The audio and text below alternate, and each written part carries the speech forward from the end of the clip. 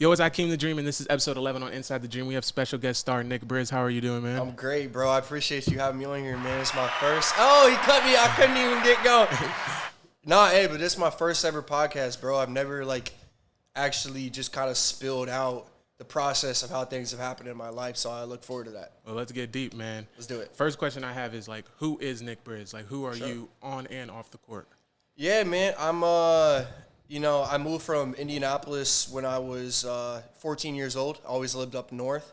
My dad came. I never forget it. My dad came and told everybody. He's just kind of got right into it. Told me and my other brothers. He's like, "Hey guys, don't not to break the news like this, but we're gonna be moving soon." So I remember I had 1 year left of school. It was like right in the middle of school. He told he said we're moving, and it was kind of like, oh wow, this is pretty crazy. We're just gonna load up and leave. I have best friends everywhere. It's like This is nuts. So yeah, man, I'm a kid that just grew up in Indiana, way up north. Came down to Florida. Always been involved heavily with basketball. I love basketball with a passion. And it's kind of led me to where I am today. So to answer that question, who is Nick Briz? I don't really have a straightforward way to put that. I'm just a guy that's always told myself I'm going to do great things. I always knew I was going to be something. I knew it. I knew it with all my heart. I didn't know necessarily what it was going to be. But I'm just a guy that's chasing my dreams, man. That's really how to answer that question. I like that. Guy with a mentality. Yeah, bro. And so you were in Indiana. What was the different type of basketball up north and then down south?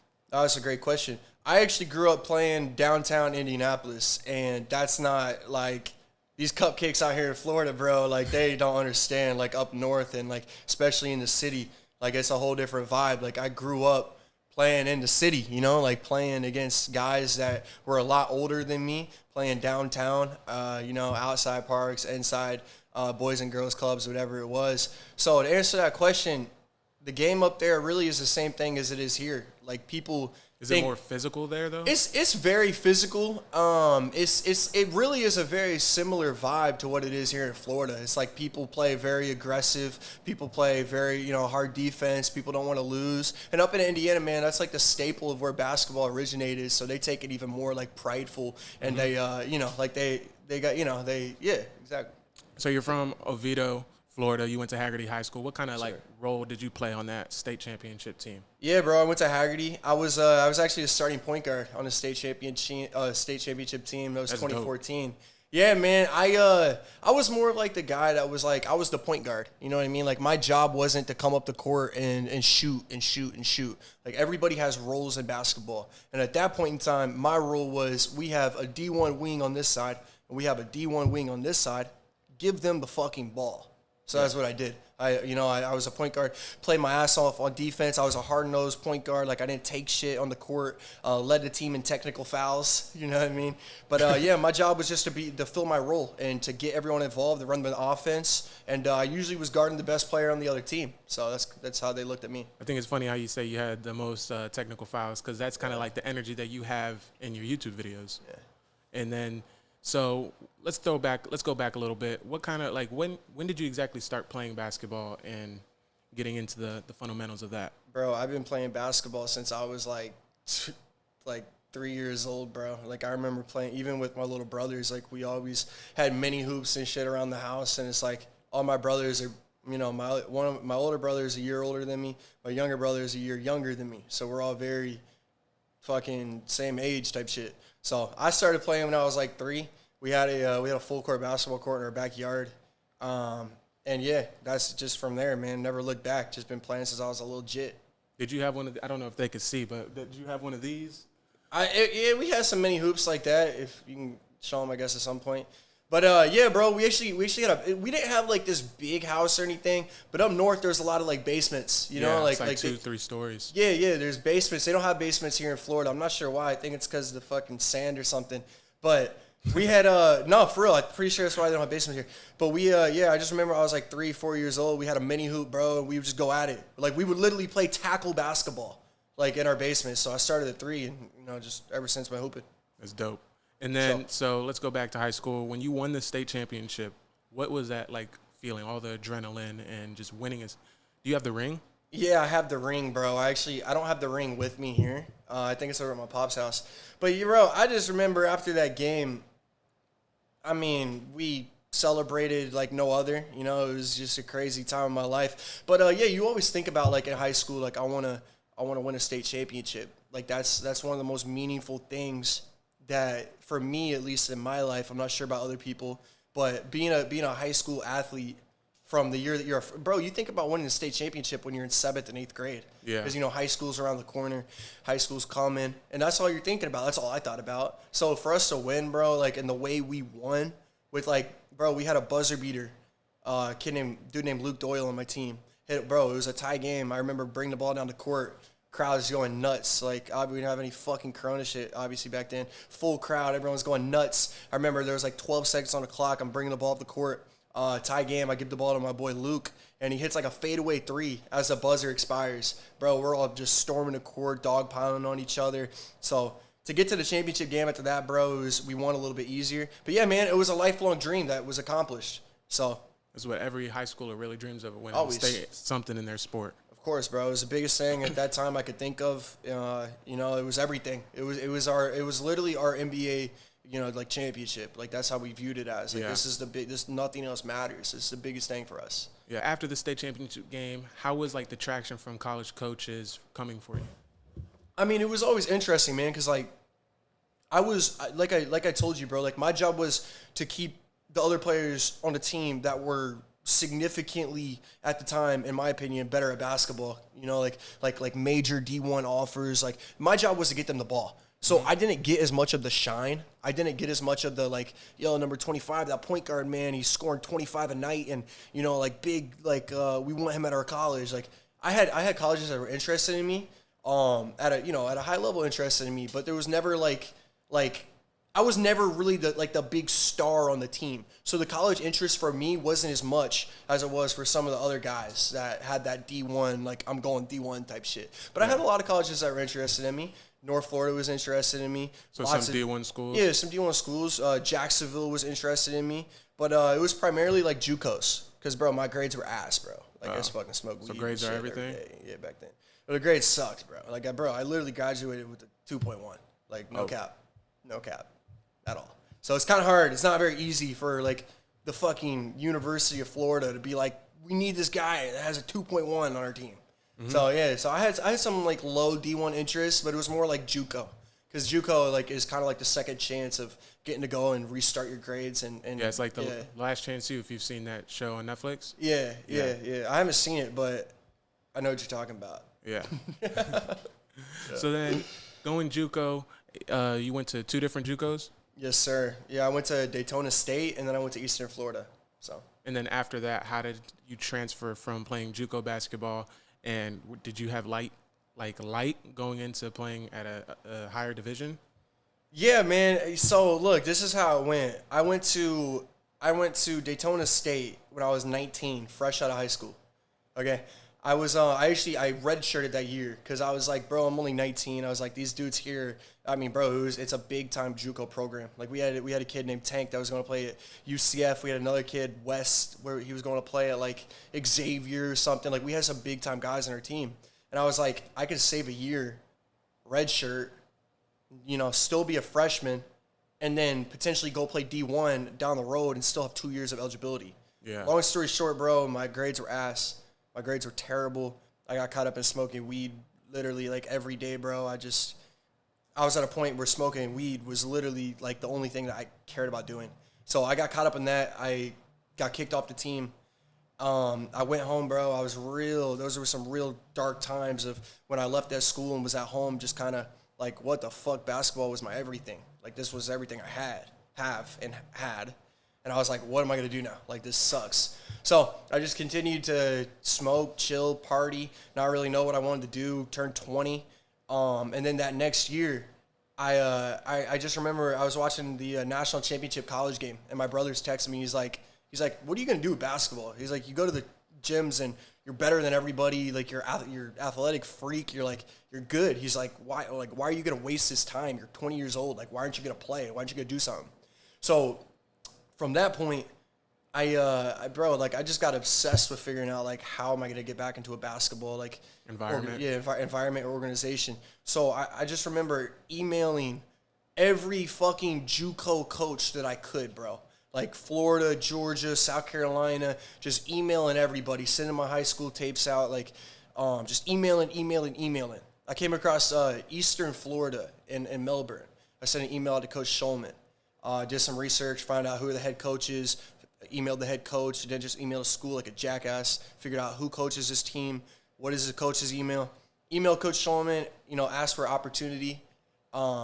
Then I remember he offered me opportunity. He said we have an open tryout. He kind of treated me kind of like he's like, yeah, I mean, we have an open tryout. Like if you want to, it was a professional type email, but it was kind of, I could tell it was just like a standardized email that they just send to everyone who emails them. Mm-hmm. So I was like, like it's an opportunity, like go try out, like let's see what happens. So I remember, this is a long answer to your question, but I swear I'm answering the question. So I remember getting to that tryout, man, and I was just head and shoulders better than everybody in the gym. I was just fucking people up. Like, I was killing people. They were all calling me, like, the fucking Rick Barry and shit. Like, they were all fucking kind of making fun of me. But it was, like, love, though. Because they were like, yo, this white dude out here is fucking good. Like, I was just cooking. So, I remember, bro, I remember that after the tryout, the coach came up to me. He's like, dude, he's like, you are really, he's like, you're good, man. You're tough. He's like, asking me my background story. And I just remember sitting and talking to Coach on the bleachers. I told him everything about how, like, I left Daytona State. Like, I went to Haggerty State Championship. Long story short, he told me I was on the team right this second. Like, he told me, he's like, you're on, like, he's like, dude, you got a spot on the team, man. He's like, he's like, I see, just great potential. Like, you're good. You're good. You put me on the team.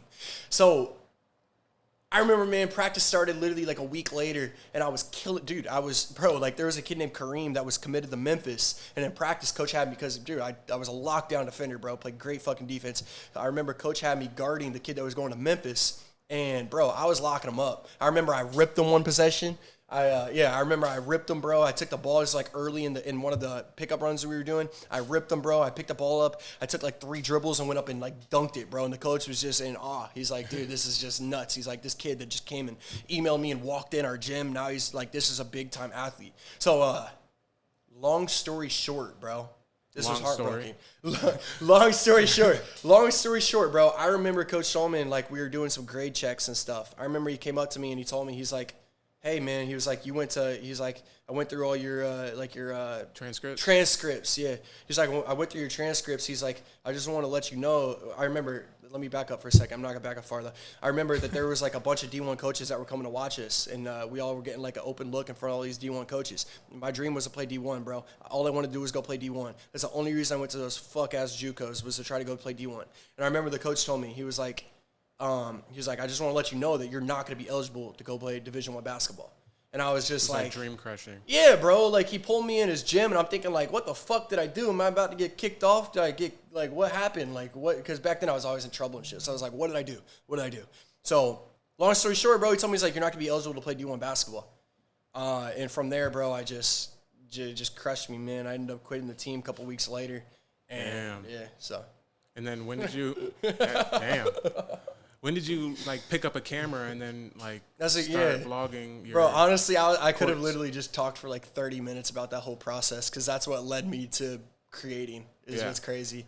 But, yeah, bro, I just remember, bro, going home from that time, and it was, like, 6 months, dude. I didn't do anything but just look forward to smoking weed, bro. Like, that was all I even cared about at that time. It's a depressant. Yeah, it was, like my dreams of playing basketball, everything I've looked forward to my whole life, high school, middle school, is always go play D1. And my dream of going and playing D1 is officially for sure gone because I'm not even eligible to play, is what I remember thinking. So, yeah, man, I just remember seeing all the shit on the internet, bro, like all the Instagram stuff. Like, Tristan Jazz was making noise with his little fucking weird fucking layups and shit he does. And Supreme Patty, I remember, was getting big, running up in McDonald's and fucking holding the workers hostage, fucking weird shit he was doing. And I just remember being in Dexton. Do you guys know Dexton? I don't know Dexton. You guys don't know Dexton? No. Bro, he's a legend in this Instagram shit. No, yeah, bro. So I remember seeing Dexton's videos. Basically, what his videos were like, he would just make jump videos. Like, he would literally run and jump over a tall fence and put it on Instagram, and it would go for like 20,000 likes, 10,000 likes and shit, and it would go viral. And he would just like find like a little, like he would do things like he would just jump shit, bro, like cars and shit. He'd run, jump over cars. He'd like try to do like 3-point dunks and like free throw dunks and stuff. And I remember just seeing the social media stuff, man, and being like, wait a second. All these guys are going viral, and I'm sure are getting their lives absolutely changed by the power of this internet stuff. Mm-hmm. And I was like, I know there's a lane and there's a way for me to follow a very similar path. I wasn't sure what it was going to be, but I was like, I know I can do something and get big on the internet. And then YouTube was it? Well, YouTube wasn't really it at the time, bro, because it was, we're at 201,000 subs right now, bro. It's just going, bro. We just picked up 100K. Congratulations on that. I see you got the 100K plaque out. Yes, sir. Yes, sir. Show that to everybody. I kissed it on the forehead every night because it's all bro. This is everything, bro. Like, I remember when my D1 dreams got crushed. It sounds so corny to say it like that, but I just remember when my college basketball dreams got ended. It shifted to like the internet. Like my love for like scholarship, NBA, kind of turned to more of like a big on the internet, 10K, like 20K, like get big there. So your question was about YouTube, right? Yeah. Yeah, I mean, at the time though, bro, it wasn't really YouTube. It was just like, how do I get big on Instagram at all? Like, you know what I'm saying? It was never really how do I get big on YouTube. It was like, how do I just get big on the internet? Okay. Yeah. And then so I looked up, you don't want to be considered just a dunker, but before we ask that question, how did you actually get your bounce? Because I was actually on FaceTime with Jacoby earlier, and he was playing like some old video of you explaining like a little bit on how you got it. So like you to, spill it to the people a little bit without giving everything. Yeah, no. I'll tell you them everything that I know possible. Obviously, I'm not gonna sit here and say all the fucking drills you do and shit, but I'll just say really what it was for me.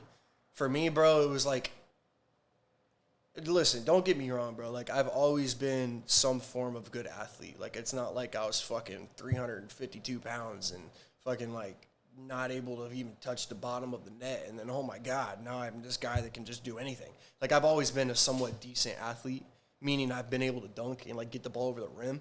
Bro, like, if you go back to high school, if my high school tapes, you'll see, which I have removed from YouTube. I've taken them all off because I don't want people watching those. But you'll see, bro, like, I could get the ball over the rim. Like, I could get it over the rim. I couldn't come down to court, though, and tomahawk on somebody like I can today. So to get to where I am today, honestly, bro, like, dude, I Googled, like, how could I be a better jumper? Like, this was early. This was, like, when I was, like, 19 going to college. Because I remember, like, I wanted to be a freakish athlete. Like, I wanted to be just I saw, like, some live games of fucking Grayson Allen back when I was in high school. Like, I was going into college.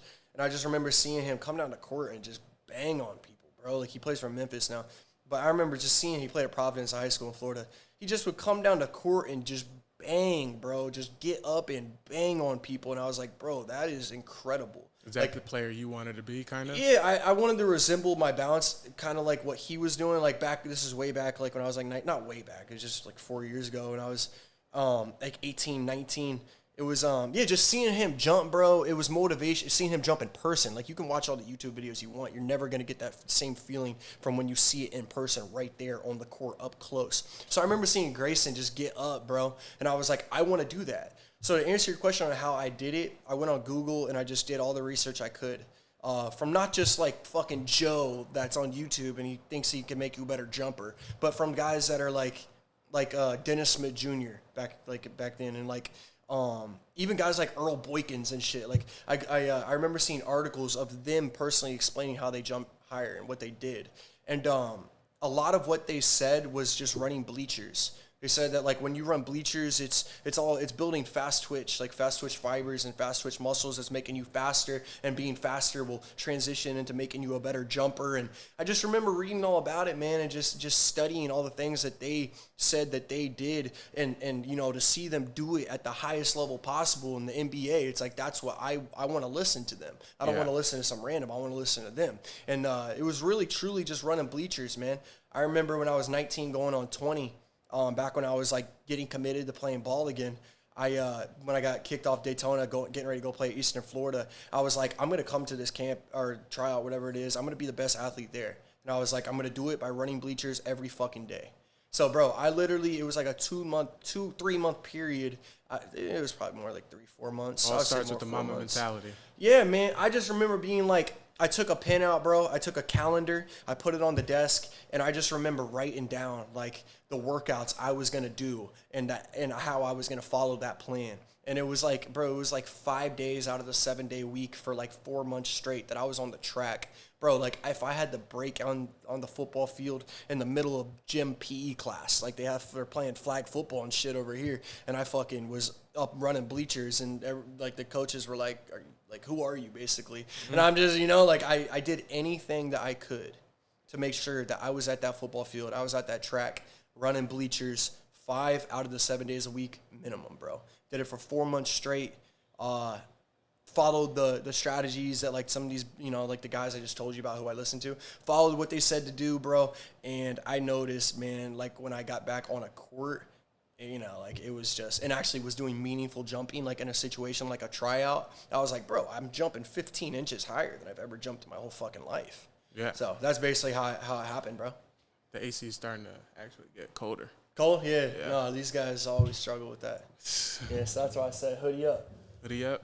Yeah. So, like, when did the success start on YouTube? Because I know you only got 20 videos out, so that's what. It's crazy, bro, isn't it? Yeah. Isn't that fucking nuts, dude? Like, and what's even crazier is we're sitting here talking at 201K, but before this year ends, bro, everyone, I promise you guys, I've said this my whole life, like, but I know it for sure. Like, before this year ends, we're going to be well over 1 million subs on YouTube. But right now, it's 201K with 20 videos. And you just had 100K not even a whole month ago. Yeah, bro, and what's even funnier is, like, we're learning every day. Yeah. We're learning every video, dude. Like we've learned that, like, putting the scoreboard on the videos significantly improves the retention of the audience. It's like when they see the score and they know, like, yo, this is a close game, man. Like, it's fucking neck and neck. It's 7-8. And it's intense. It just brings the retention up so much higher, bro. And what the fuck even was your question, dude? When did the success start? When did it start? Yeah, bro. I mean, there's been such limited videos, but to really answer that question and not lie about it, the success, there's just levels to success, bro. So it's like my answer about what success was isn't really what it is now. But I guess when the first level of success started would be a year ago. It would be like a year and like 4 months back. Dude, I was drinking with my friends, bro, and I remember we played at Venice Beach. We were in L.A., and I had them film for me just on an iPhone, bro, just doing this. I've seen those videos. On an iPhone, bro. And it was me at Venice, and some dude just started whiling, bro. Like, he just, like, grabs me from the first possession, and I'm just like, what the fuck is wrong with you, dude? Like, what are you doing that for, bro? And he's just like, yeah, like, I stopped him. Like, he thought he was going to come dunk. I stopped him. And I guess I had some buzz on Instagram, so I guess he knew who I was. Mm-hmm. But the first YouTube video, bro, was that. And he's, like, grabbing me and shit as we start. And then I just ended up killing him. And then I made a video of it. I was near blacked out drinking fucking Modelo's with my homies. And I was on iMovie, bro. Just took the edit, just chopped it up on my phone. Took me, like, 15 minutes. Saved it. Went to YouTube. Slapped it up. The thumbnail was, like, me, like, waving some terrible thumbnail. And next thing I know, bro, I'm, like, chilling with my friends, and I went and checked my phone, bro. I wasn't doing anything on social media back then, bro. Like, I was little. Had, like, no subs, nothing was really happening. I just remember looking at my phone and being like, dude, like, we've picked, like, I didn't check YouTube like that back then. I checked like once every 3 days. I was like, bro, this video has 25,000 views, bro. It picked up like 3,000 subs. I was like, what the heck? Like, what the fuck? And then the next thing I knew, bro, like 2 more days went by. And I looked at my phone again. The video had like 100K. And I was up like 6,000 subs. And wow. It just kept growing, bro. Just kept going and kept going. So that was, to answer that question, the first level of like actual YouTube success. But now I don't even really call it a success. But back then, when you're trying to grind from nothing, it's a major thing, a major deal. Yeah, you actually like grew. You freaking started off on the iPhone. Now you have a whole team behind you. Yeah, man. Helping you out. Yes, sir. It's just, that's facts, bro. Like, we started, it was just me and my homies. It was like, film this for me on my iPhone. We're like, please, bro, like, just come with me and film this, bro. It's like, damn, dude, I really, bro, like, why? And, like, no one had a vision for it. No one knew why. But, yeah, bro, it started with the iPhone, bro, and just me slapping together edits. And what's crazy, bro, about, like, where the YouTube is today is, like, dude, we have, like, 7 videos that are, like, edited with Jacoby and with Stan and, like, the team that we have now. Bro, we have, like, 7 videos that are professionally done. And out of those 7, there's only, like, I think, 4 that, like, have the whole scoreboard to it and are being done the right way. So, bro, we're so new and early in this that it's just crazy, bro. You're going to the moon, man. Oh, for sure, just like bro. Dogecoin. Without a doubt, bro. 100%. How is it playing with celebrities like Mayweather, Tory Lanez, and many more, like, in celebrity games? They can't see, but you have 2 celebrity jerseys hung up. You know what's crazy, bro? Because I, like, look back to that time, it was just last year. I mean, it's not like it was a long time ago. Pre-COVID? Yeah, it was literally right as COVID was turning into COVID. Like, it was, like, last February and, like right at March. And then it's, like, March 15th, everything just shut down and ended. But, yeah, bro, just to answer that on how it was playing and just being around those people, it's incredible, dude. Like, I don't even really have many, like, words to describe it, bro. It's, like, shit that you dream about, dude. Like, honestly, I don't think it's even hit me today that I was on a court with Floyd Mayweather, and he even came up and approached me and was like, bro, like, what is in your leg, bro? Like, how do you, like, what is this? And, bro, I was so, like, shook and just starstruck when he was talking to me, bro, that, like, I don't even know what I said to him. Like, he said that, and I think I was, like I babbled some shit. You, like, back. blacked out. You were just yeah, so, bro. like, I literally was in like a trance. Like, it was like, this is unreal. Like, this doesn't even make sense. Like, bro, they had me start that game. Like, it was the game at the Amway Center downtown. I guess it was like a celebrity game or whatever. Is this the one you got hurt in? No. That was the Miami one. That was a couple weeks later. There's some jit tackled me out of the sky for some reason. I guess he played there and was defending his turf on a celebrity game. Fucking weirdo. But yeah, bro, just answer that, bro. Playing with guys like Snoop, bro, it's a feeling that'll never feel real. Like, it's a feeling that'll you'll never truly, and even when you do sit down and accept it, it'll still not, like, really hit home. So, how was it playing in Snoop Dogg's mansion? Honestly, it was just nuts. It's another thing that won't really ever feel real, bro. Like, getting to chill with him and getting to even smoke with him and shit. Like, it'll never feel real, bro. But look, like this, bro, these people, the things that these rich ass people can do, bro, are just fucking nuts. There's for sure levels to money, and that guy is at the top. So this dude has his own mansion, right? But he has a mansion that's in LA, and then he has like another. Bro, it's basically like a big grown-up play place, but it's in Inglewood. So what this is it's a big, like, pavilion, like a big just sheltered, not a pavilion, it's a big sheltered, like building, I guess you can call it, that he has all of his stuff in. He has he has like a podcast center, bro, that's in there. The podcast center, the fuck even is that? He has his podcast stuff in there. He has his studio in there. He has 2 full court basketball courts in there. Oh, that's and it's lit. It basically is like the place that he has his, like, gatherings and, like, he has barbecues out there, bro. I'll never forget it, bro. Me and my boy Amon, bro, Snoop, it's crazy, man. This dude was literally, like, blowing my phone up, bro, the night before, because I remember, bro, I kind of want to just tell you, like, I got to say how I met him and then lead in. I want to because I can't tell the story without like explaining how I met him and shit. Bro, I was at 24 Hour Fitness. Like I committed my life to basketball once again when I found like the passion for the internet stuff and found what the internet stuff could do for my life. I was at 24 Hour Fitness doing, bro, I'll never forget it. I was doing ball handling drills in the corner by myself with my headphones in. I just posted a video, so I was like, what are the numbers doing? Like, how's the post going? Like, what's up with the fucking likes and shit? Like things you care about when you're trying to get big on the internet. And I remember just going to my requests, bro. I just was chilling. Like, I just did a little set, and I looked at my requests and saw a DM, bro. Instagram will organize your DMs in order of relevance. So from request at least, they'll show like the most important quote unquote people at the very top, and then it goes down from there. I just remember, bro, that I remember seeing Snoop Dogg and the verified check mark. You got to be careful, man. There's a lot of fucking fraud people nowadays that'll try to act like they're somebody or try to, like, you know what I'm saying, fake shit, like fake an account. So I was like, no way. There's no fucking way. That's actually like Snoop. Like there's no way. So I just remember clicking on the DM and it said, hey, it said like, hey, Briz, you bad. He's like, got to get you on my podcast, D-O-double-G. And then he actually sent me a video too, basically saying the same thing. And you've seen the video. He was like, you a bad motherfucker, Bricks. I fuck with you, boy.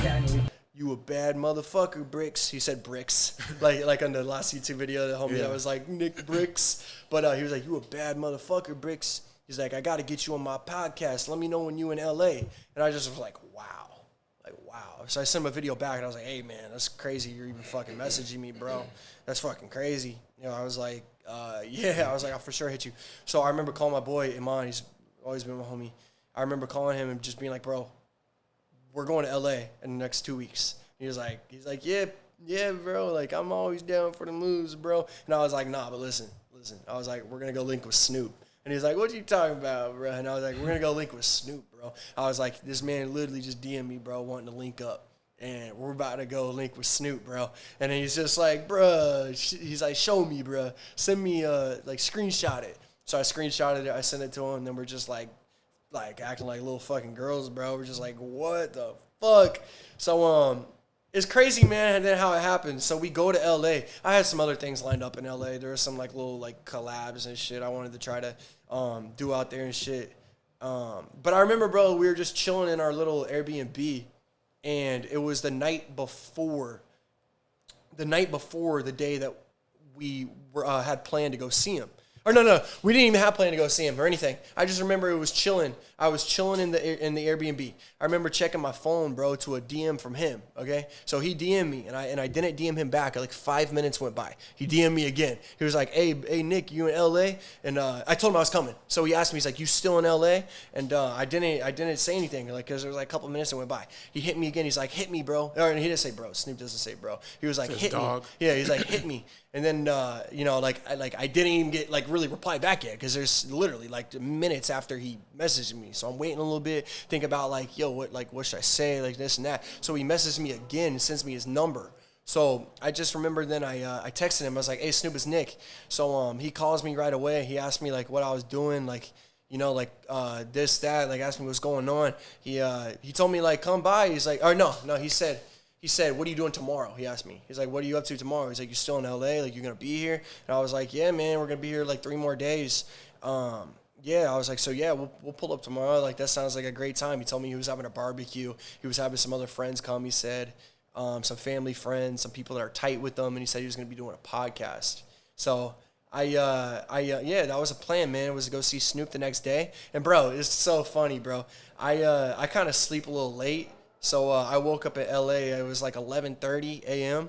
Bro, I woke up to literally like 8 missed calls from this motherfucker, like 6 DMs, and like fucking 6 text messages that were like, "You like hit me, like where you at? What are you doing? What's up?" So it's just funny, bro, that like even stars that are at the highest of the pedestal still do some of the same things that people that are normal civilians do. Just blow somebody's phone up. Like, you would never think that a guy like Snoop or a guy like Drake or something would like message you significant amount of times until you answer.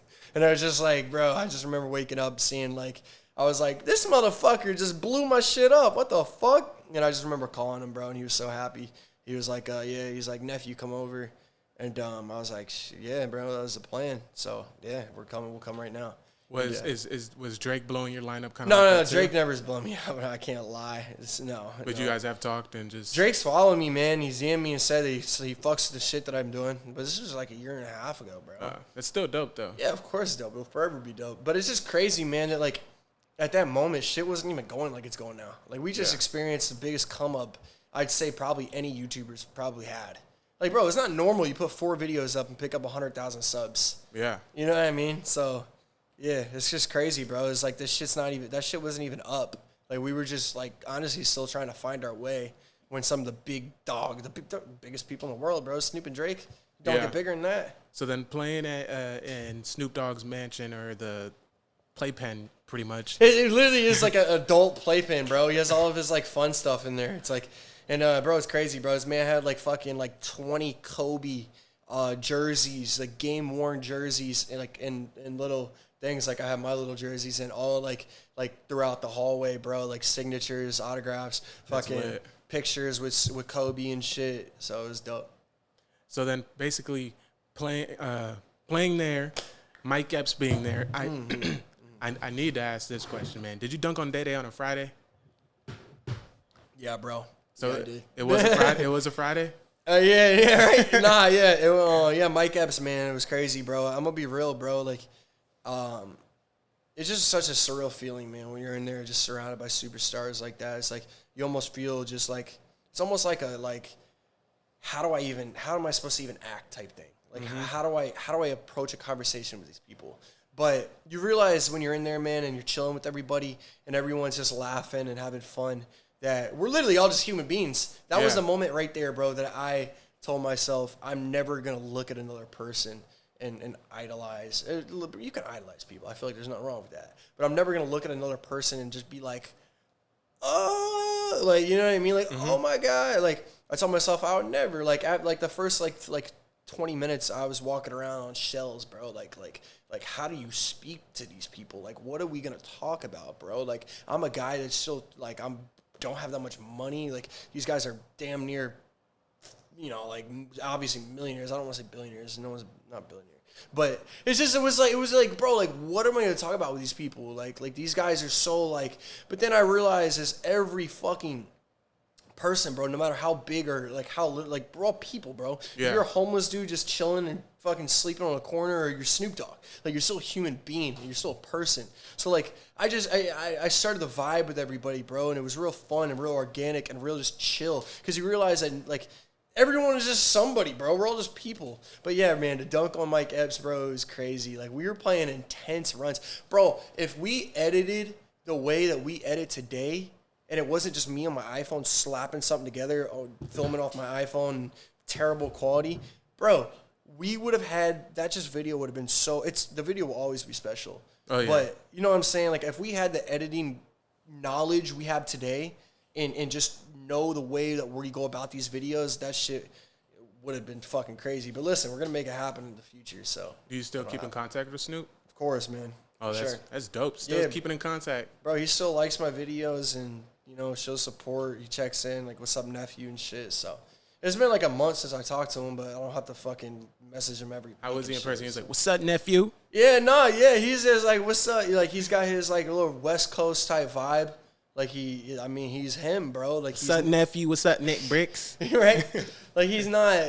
It's not like TV shit and, like, internet shit. That's really him. Like, that's really the way he acts. Like, he's not trying to be something. He's not. Like, that's just the way that he goes about living, is talking with that West, like, style, and that he really does smoke weed. We stopped multiple times throughout the runs we were playing. He's smoking blunts and shit. Mike Epps was smoking blunts, and I hit that shit a couple times. And that's you know funny. What I'm saying? Yeah, this shit was lit, bro.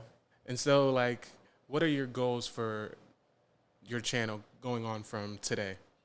I mean, bro, I say this humbly, really. I mean, I'm never going to change, bro. I've always been a little bit more of like I don't know, a lot of these corny, soft people nowadays like to say, like, you're cocky, but, like, I've always had, like, like a love for myself, and so I'm gonna just say how it is, bro. I think that we and myself can and will be the biggest thing that for sure YouTube basketball, no doubt about that. There's no one doing this shit the way that we're doing it. I think we can be at the very top, and it's like I know you will. Yeah, bro. Like Word I'm not tongue. like. Yeah, no, it's just, I've known it, really. I've always thought it. I've always known that I'm going to get to the top of whatever it is I really want to get to the top to. But with this, bro, this YouTube stuff, that's my plan, and that's what's going to happen. And people are going to watch this podcast in 8 months, and they're going to be like, wow, like he really wasn't lying when he said that that's what he's going to do. But no, to answer that question, bro, I don't even think there's a limit how high we can go, bro. Like we're talking 20 videos with 200K. I think we get to 100. I think we get to 100 videos, we can be 5 to 10 million subs. Oh, 100%. Yeah, like I think we can really, really be. I want to say for sure, like without a doubt, we'll be the biggest thing YouTube basketball scene. But bro, I think like these guys like Jake and Logan Paul and shit, they're sitting around 20 million subs. I don't see why we can't do that. So my big plan, bro, is to be a 25 million sub YouTuber, and that's where we're gonna go, bro. Because no one's doing this shit the way we're doing it, and no one doesn't give a fuck the way I don't give a fuck, and we get after it, bro. So we're gonna keep rising. Well, I pray that this happens. I know it's gonna happen. But so Cash Nasty, reacting to your videos, that's obviously something very big as well. How's that? No, that's my guy, bro. Cash has been supporting me for, like, the past, bro. He was supporting me when I was doing that weird shit I was doing at the beginning of Instagram, bro. Like, he liked my videos back when I was just being wild. Because at the beginning, I, like, didn't really know, like, what lane I wanted to take. And I kind of mixed it between, like, a Supreme Patty lane mixed with a Dexton lane mixed with a little T-Jazz's lane. And I kind of meshed them all into one vibe early in this when I was, like, fucking 21. So yeah, bro, Cash has been supporting me from the get. So it's not even like, oh, Cash kind of jumped in when we started making basketball content. He's been there since we were running up in fucking Wendy's and shit. But just to answer that, bro, it's chill. Like it's cool, I guess. Like he's cool. He's a cool guy. I've collabed with him a couple times. He was actually why I went out to LA when I went and linked with Snoop. It was a link with Cash and with Snoop. But yeah, Cash is cool, bro. He's cool. He's funny as shit. He's my guy. He's a friend. Like he's not even an acquaintance. He's not like he's an acquaintance. Like that's my friend. guy. Yeah, this is my genuine guy. Like so that's my friend. Cash Nasty is saying that you look like a typical skateboarder. Skateboarding. What is that? Is that just roasting you? Yeah, he's just fucking with me. But like, I don't know. I guess. I mean, the skateboard vibe would be what, like a white boy that has like hair and shit. Like, I guess. Yeah, no, and I wear beanies and shit too. So no, bro, I get that. Like, I understand. Like, then that's why I think that's what like makes these videos even better. It's like I walk up to the court looking like fucking my name's Billy. You don't match half the time. Up. Like, look, you're not matching right now. I don't give a fuck, bro. But yeah, no, I pull up to the court, look, like. People, but it's not really like that now because people, I guess, know me now. But yeah, bro, I would pull up to courts. I don't even remember what your fucking question was, but what I was saying was, yeah, bro, I miss the days when I could pull up to a court and everyone was just like, who the fuck is this guy? Like he wants now next? You can't. Now it's every time we do go to a court. There'd be like fucking 3 people waiting to play, and I'd be like, you guys have downs? And they'd be like, no, he's got it. This guy got it. I'd be like, dude, there's fucking 3 of you, bro. There's no one even else in the gym. They're like, oh, you got people coming. So, yeah, I miss them days, honestly, because then that was when I could come down and just fucking bang on someone, and then they're like, what the fuck? Without being precautious. Yeah, but nowadays, like, people just, I don't know, man. Like, it's weird to even be like, yeah, bro, people know me. But, like, every gym I go to, I'm just calling it straight up. I can't even go work out anymore, bro. Like, I go to this gym over in Orlando, bro, and it's like, I just can't even work out without people, like, wanting to have conversations and really talk. And, like, I'm just here to get my workout in, bro. Like, yeah. Like, I'm not trying to talk. But that's where this seems to be at, bro, is it's getting pretty big. Well, that's what happens when you get big like that. But they have to realize you are a person and you need to do your normal things. I come to the gym to work out and bounce. Like, not to just be... lingering. Right? And just chilling and shit. And then, so I see, like... a lot of people trying to come at your neck, and how do you deal with that criticism due to, you being like a freak athlete and all that stuff, but like basically people are always at your neck. Like I had some guy swing on me when I was like he hit me in my face. This dude got punched. Yeah. But why are you chasing it if it's off us? Yo, what's up, bro? What are you doing that for? Why are you doing that? What's up, bro? What are you swinging? He get punched though. He blocked that shit, and he almost got punched. Yeah, but like, how do you deal with that? It's such a sucker way to go at you too, bro. Like, homie, like walked up to you and like got in your face and like looked at you, and then like backed up, and then like tried to punch you. Yeah, bro, that dude would have got his ass beat if he really wanted to beat his 100%, ass. but I mean, fuck out of him. But so to answer your question is like how do I handle these guys trying to foul the shit out of me and all that is the question. Because I'm not soft, bro. Like, I grew up playing downtown when I was 9. Like, who the fuck? No. Bro, I grew up playing downtown when I was 9 years old, bro. Like, I grew up with my brothers. Like, we would, like, what was fun to us was tackling each other and playing shit with our soft world. I don't know if I could even use this terminology, but we used to play a game called Smear the Queer. You ever heard that game? Yeah. I guess if you say it now, the fucking... Throw football up and then you catch it. And you if you say that now, the people look at you and be like, oh my God. But no, yeah, we played a game called Smear the Queer, bro, and we literally wanted to kill each other. Like, we wanted to hurt each other. I'm not even playing. Like, we would slam each other into the ground and put emphasis on slamming each other into the ground. I remember it was like whoever hit each other hard, bro, we would play pickup football with our neighborhood friends, and, bro, we all just wanted to hurt each other, bro. Like, I remember I got a hit so bad on my boy Jake that he literally couldn't get up. Like, we had, like, he literally, like, went to the fucking hospital, bro. It was bad. Damn, bad situation. but that carried over to basketball. That's kind of weird. I'm answering a question like that. No, but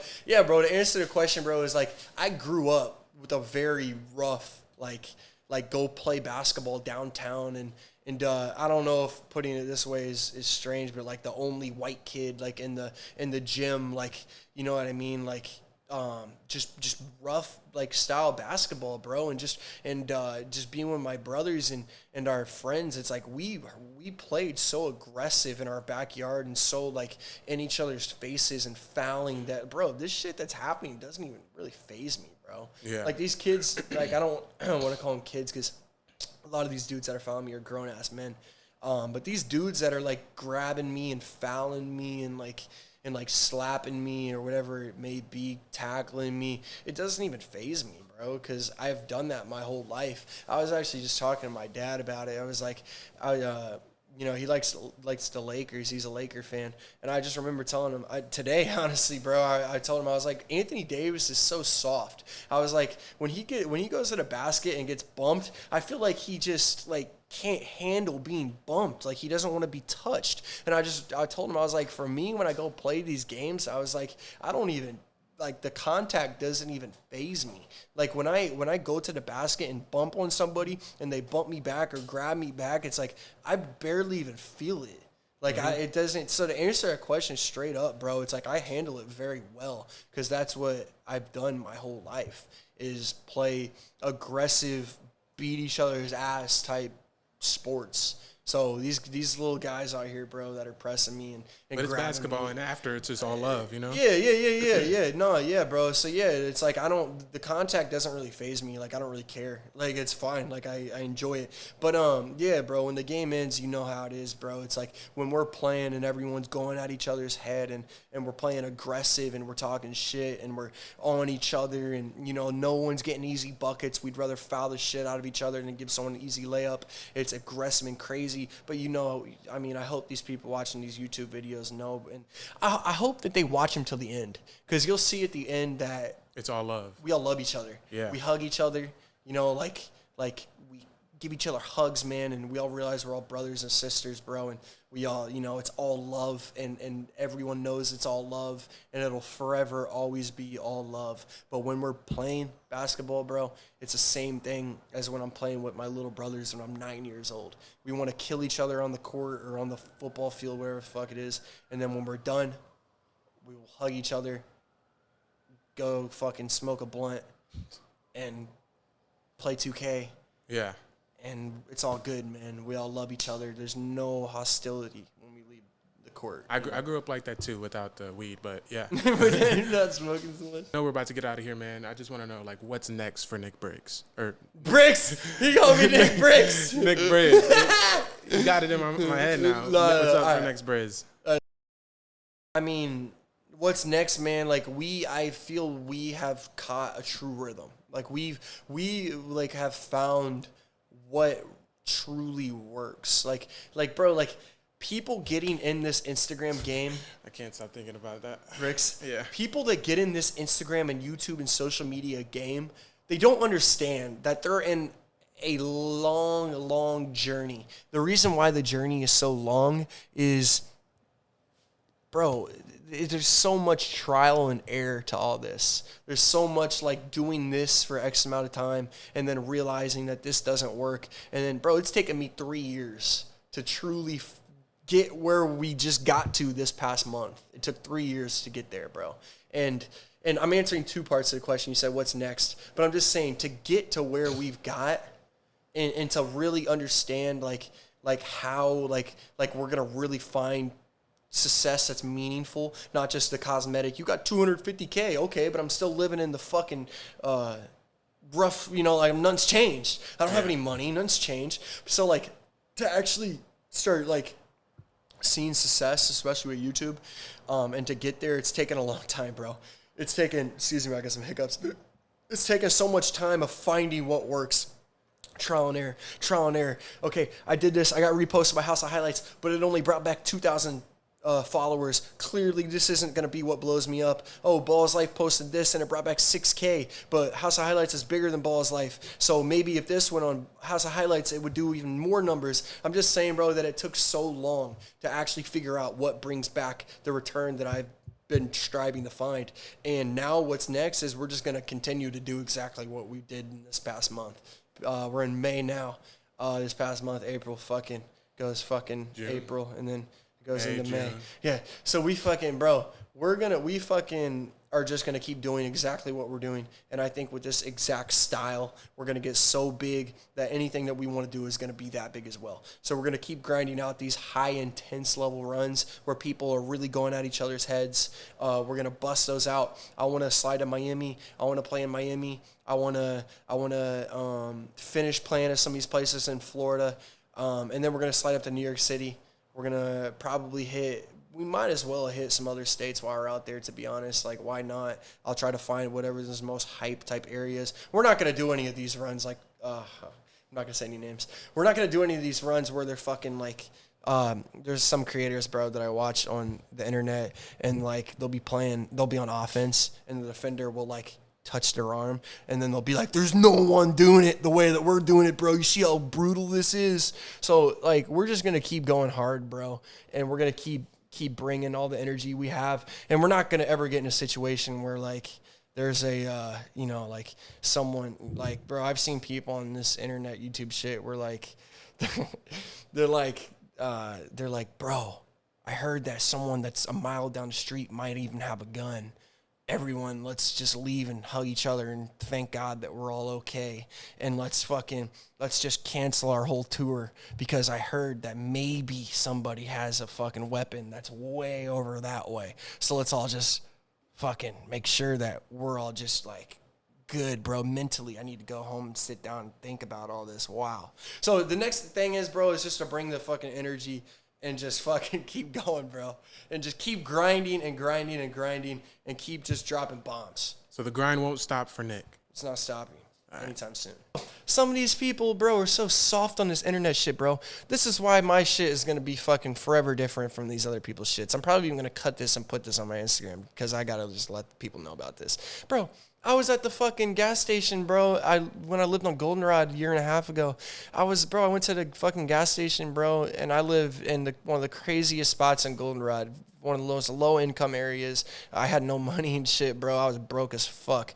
I went to the gas station, bro, and I remember getting a backwoods and putting it on the counter, and this dude that was at the counter just was looking at me, bro. Like, he was looking at me all strange, and it was a weird vibe. And I just was like, everything good? And he didn't say anything. And I just said again, I was like, is everything cool? And he's like, he just mumbled something. And I was like, I can't hear what you're saying. And it was just clear disrespect. So I was just like, yo, like, are you good, man? And then he just like kept like saying shit, bro, and kept saying shit. And I remember just looking at him, and I was like, yo, I'm good, bro. You can take this fucking backwood. I was like, fuck you. Because I don't know. He just kept looking at me all strange and giving me disrespect and not like, it was just a weird vibe. Next thing I know, bro, this dude walked out with a shotgun in his hand and pointed it at me. And he's like, you're not going to disrespect me. And I was like, yo, bro, like, you just chill, bro. But guess what? I didn't go on my fucking social media and go, oh my God, this guy just brought out a gun. I don't give a fuck. I don't give a fuck. So these fucking soft YouTubers, bro, they fucking are like, dude, we heard a shot that was way off in the distance, bro. It was way off down there. Everyone gather around. Like, I don't give a fuck, bro. So my shit, bro, is just going to always forever be more entertaining and different, bro, because I don't give a fuck. Simple.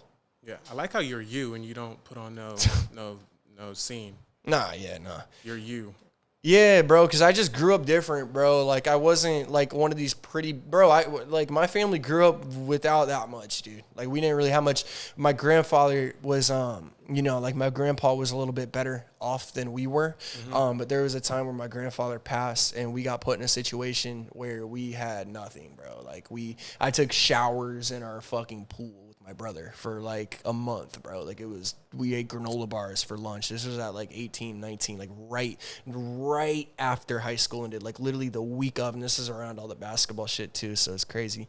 But, yeah, I just came up different, bro, than back in Indiana, like, growing up playing in the city, being in the city and shit. It's like, I'm not soft, bro. Like, a lot of these guys grow up with a phenomenal life situation. Their mom and their dad have great income, and they're put in a perfect spot. It's like, you know, like, I didn't start seeing, like, better stuff till I went to Haggerty. Like, I went to Haggerty. It's like a real, like, a lot of people think it's like a preppy type school. I went to Haggerty really strictly for basketball. But, you know, like, my life situation, I'm not going to make it sound like I'm like, you know, like, oh my God, life was just like impossible to live. But, bro, my life situation from a younger kid until where I'm at now wasn't a handout like I see with a lot of these other guys, bro. A lot of these other guys grow up everything's all perfect, and there's no drama, and there's no, you know, like, my life was pretty fucking full of drama growing up, bro. My mom was probably the worst alcoholic that you could even imagine ever. Like, I hope she's not watching this because I don't want to put a shade on her because she's getting a little bit better. But it was just brutal, bro. So I come from a different, like, a little rough around the edges. I'm not this, like, smooth, like, everything's forever been so great and, you know, life, everything's perfect. Like, I come from the fucking mud, bro. Like, I come from the fucking mud. I know what it's like to have nothing. I know what it's like to eat granola bars that you steal with your brother for lunch and then not even know what the fuck you're eating for dinner. Like, I've lived those days. And now I've obviously lived days where we're looking at the fucking city behind us. Yeah. So I know what it's like to be at the bottom, and I know what it's like to, I don't want to say I'm at the top because I'm not at the top yet, but I will be soon. So I know what it's like to be down here and also to be a lot higher up here. So I just keep me, bro, the whole way through, and that's all I'll ever do is just be me. I'm kind of give you a little bit more respect because before, like, coming to the courts and stuff, I didn't really know much about you. Of course. And I really did think that you were just this guy who... Playing an act? Yeah, in a sense. And then, like, you know... You had money growing up. I just assumed this. You went to Haggerty. That's a nice area. So I just assumed all that. And I thought it was all an act. And now you say that and me hanging around you a little bit, I know that you're not soft and there's, you know, you have a little bit of fire in you. Yeah. There's something behind it. Yeah. I mean, that's the truth, bro, is I'm never going to try to be somebody that I'm not. Bro, all I can be is just me. Like, I'm just giving out me. Like, I see people on the internet, they say, like, stop trying to talk a certain way or stop trying to be a certain way. It's like, bro, I'm pouring out my true organic 1,000,000% self. Mm-hmm. And, you know, like, that's all I know, bro, on how to be is just completely myself. And That's all I'll be, bro. Like, you know, like, listen, like, I get it. Like, my shit might be a little bit more like rough for guys business brands like Nike. Like, Nike's probably not gonna reach out right now and be like, dude, like, you know, like, let's sign you. You know, like, these videos are a little rough, but I don't really care, bro, if the way that I organically am is gonna take some things out of my life, because I know me being the way I organically am is going to bring in a lot more than it's going to take out. So I'm just going to forever be me, bro.